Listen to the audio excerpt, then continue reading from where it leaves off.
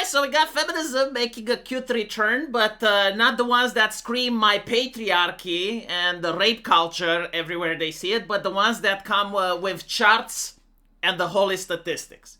So I'm going to try and treat this a little bit more seriously than I do and see if we can answer some of the criticisms that this lady has towards men.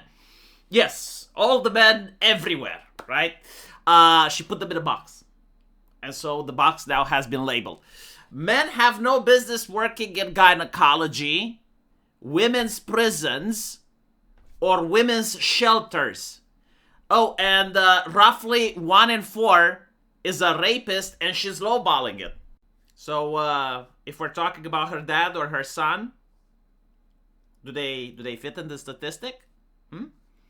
All jokes aside, though, let's analyze the statement. 1 in 4 men are rapists. Well, I mean, I guess it depends how you define rape. Do we have the common sense Eastern European definition? Or do we have the Western, he's raping me with his eyes. Because I think it matters. The more loose the definition, then yeah, I'm pretty sure like the bigger the number.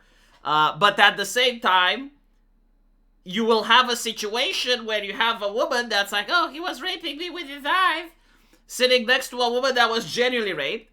And the woman from the first example can say, I know what you experienced. We both felt the same. It's like, no, you didn't. Obviously not. And the danger to society is so much different. But I guess like playing with word games and just manipulating the vocabulary and the language, you end up in a situation where a woman can claim the same amount of sympathy and support for getting a couple of bad words said on Twitter as a woman who definitely experienced something traumatic.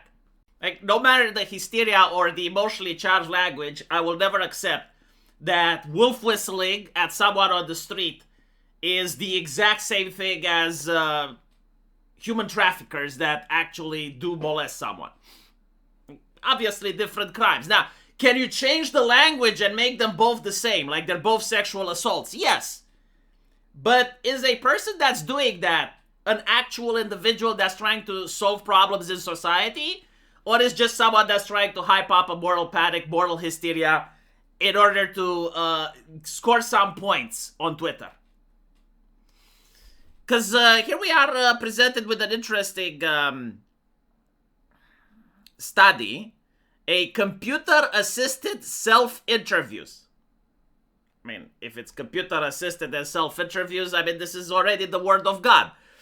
Apparently, they looked at 163 unmarried Caucasian and African-American men. Holy shit, 163 people. Can you imagine the number? It's like a football stadium. I mean, clearly, this must be, like if 163 people behave in one way, then 7 billion people on planet Earth must also behave the same way as these 163 probably American, African Americans and Caucasians. But out of all of them, 24.5% acknowledge committing an act since the age of 14 that met the legal standard of definition for attempt or completed. So I guess attempt, right? Like he pulled her close and he went like, mamma mia. And she went, you male sexist pig. And he stopped. And we put that in the same category as someone that actually did the act. Out of 163 people. Where were these people taken from? The prison? Because no, seriously, like, if we're going to make a study and we're going to interview the prison population, then I suppose, yeah, like, the numbers are going to be a lot higher.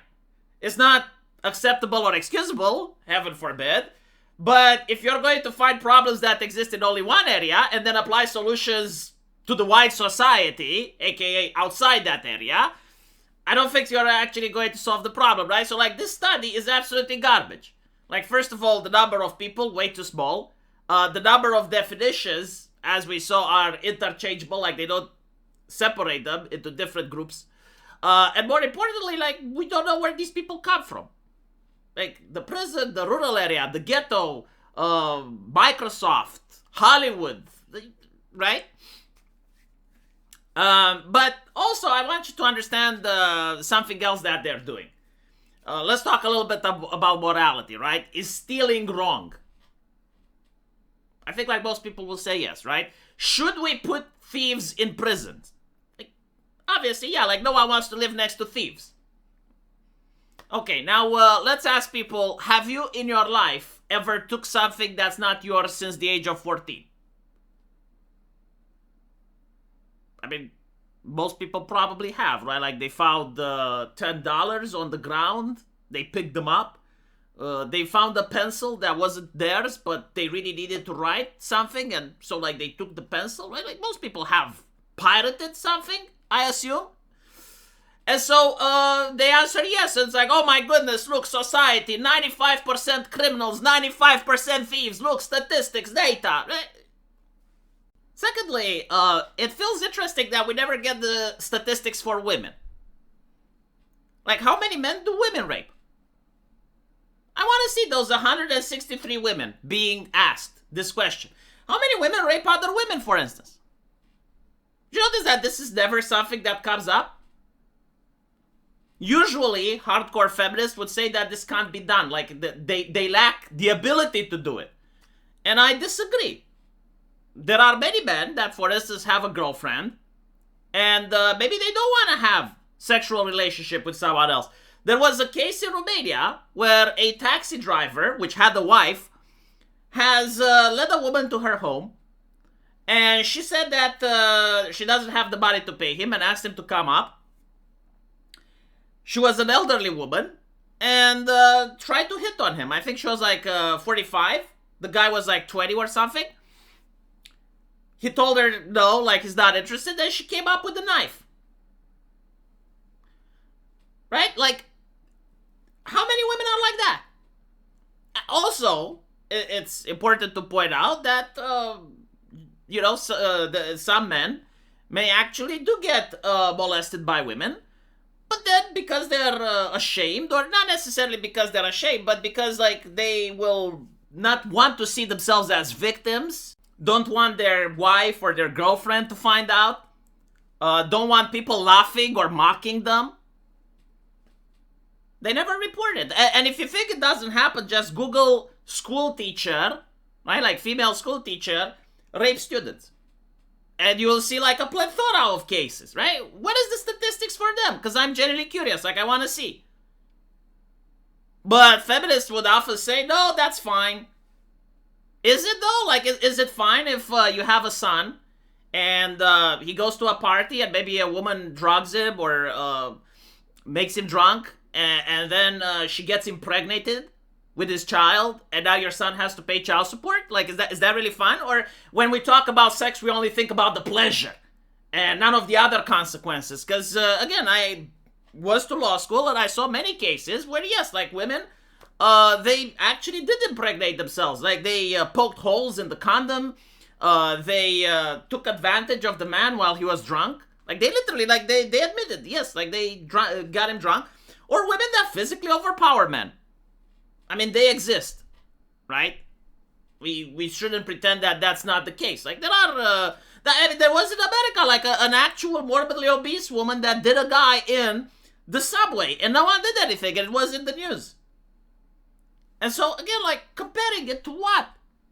Like, I understand that the percentage of numbers for men is high, and, physics, like the law of nature, would explain that. Yeah, I mean, if you look at the bulk, right, like the weight of a man, like the muscular weight of a man compared to the muscular weight of a woman, like on average, if two individuals are in a room and coercion is going to happen, yeah, like the man is usually going to be able to physically overpower the woman.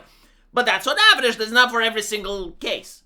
And so if you don't have statistics, like, I'm sorry, you're basically just doing a hyper-emotional appeal, which is trying to create a moral panic rather than trying to fix an issue in society.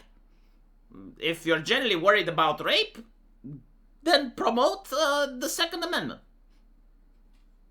You know, like all of that size difference, all of that bulkiness just goes away the moment the woman has a Glock. Now, men have no business working in gynecology. See, like, this is something that I disagree. Simply because the women choose which doctor they go to. And so if a woman chooses to go into gynecology, then it's her choice, right? She made an educated decision. And so I don't see, like, why you should prevent the man from performing a job that the woman wants the man to perform, like, just because you're the mommy. Like you're a social engineer that basically sees two consenting adults wanting to perform a service and you're like, no, I know better. Well, what if you don't? Also, if this is the idea, it's like, okay, well, men shouldn't work in gynecology, then women shouldn't teach to boys. Like school teachers, right? If there's a boy in the classroom, a woman shouldn't be able to be a school teacher in that classroom, like if we're going to use that logic. Secondly, should women be urologists? Because we're with equality, like even if this problem isn't something that women do, like women would never. Okay, fine. But you need to lead by example. You know, take one for the team. You suffer a little to create equality in the world. People don't like it when it's not equal. Because, like, for instance, you said that 20% of men are rapists. Okay, but like the 80% of men that aren't want to see a world that's equal. Like, we don't create laws based on statistics. No, like the same law applies for everyone. Men in women's prisons. Actually, you know what? I agree with this. I actually agree with this. I don't think there should be male guards in women's prisons. Like, that is something that women don't choose. I mean, they kind of choose when they commit the crime, I suppose.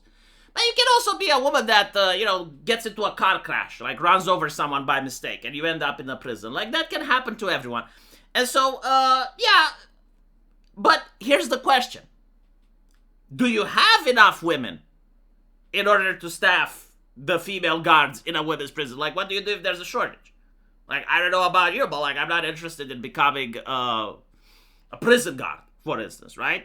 And what if a lot of women also agree with my decision? Interestingly enough, from what I heard, women actually prefer male prison guards, but, again, like, probably they prefer because they're easier to manipulate, right? No, I do agree with this one. Like, fine. If you can have enough women to staff women's prisons, then yes. And there should be no female guards for men either. We need equality, right? Women's shelter, same thing, yes. Like, you should have women in women's shelter because it creates more comfort, I suppose. But we should also have men's shelters. The thing is, like, this is when you can assess if a person, like, genuinely cares about their ideology or they're just trying to get power.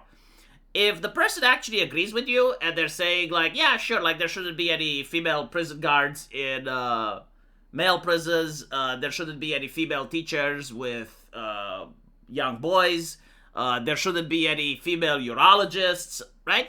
If you have a person that actually agrees with that, then yeah, okay, at least the person is genuine. I don't necessarily, like, agree with their ideology, but I would have more respect for them than a person that's, like, obviously trying to manipulate society so that she can better herself at the expense of others. Right? Anyway, I found this post to be interesting. Hopefully you will find it as well. I'll see what you guys think, and I'll see you in the comment section. Take care.